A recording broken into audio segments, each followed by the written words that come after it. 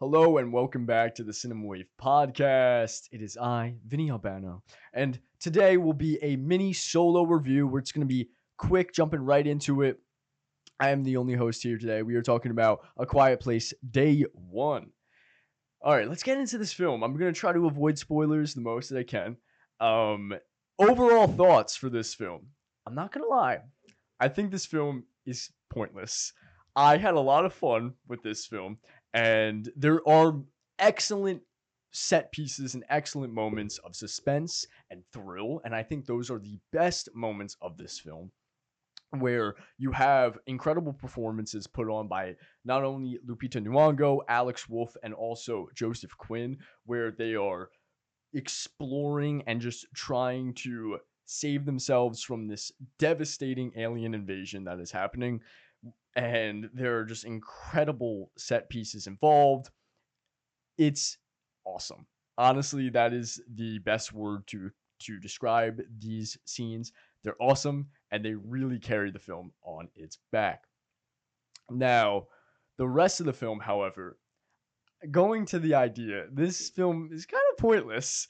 It has been nearly 5 years now since Quiet Place Part 2, which I really enjoyed. It left off on a crazy cliffhanger, and I've been dying to see the resolution of that and go back to Emilia Clarke and, or sorry, not Emilia Clarke, Emily Blunt and her family.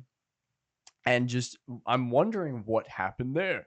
So for them to make this film and not really have any connection to those films feels more of a money grab more than anything. These characters don't really go anywhere, and although they really attempt for you to connect to these characters, and I think Lupita and Joseph Quinn, like I said, put on amazing performances here, there's still not enough connective tissue, unlike the first Quiet Place Part 1 and Part 2, where you're really feeling for when these characters have their emotional moments and they have their emotional arcs.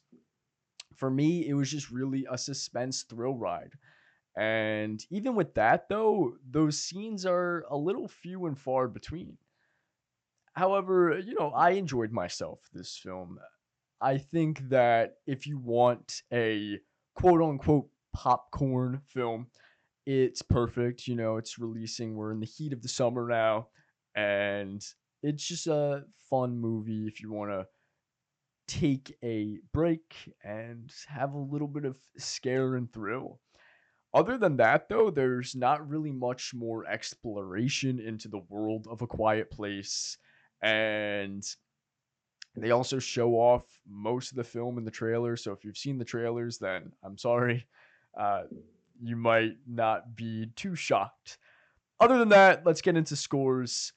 I'm going to give A Quiet Place Day 1 a solid 6 out of 10, which I feel is leaning more towards the positive rating of the spectrum. Like I said, I enjoyed myself. I did have a fun time, but it's lacking any sort of exploration into the world, any sort of real emotional depth, and I just really wanted more. I wanted more. I enjoy A Quiet Place 1 and 2 a lot, and it really doesn't meet that same level of connection other than the fact that there are just some really great thrilling sequences.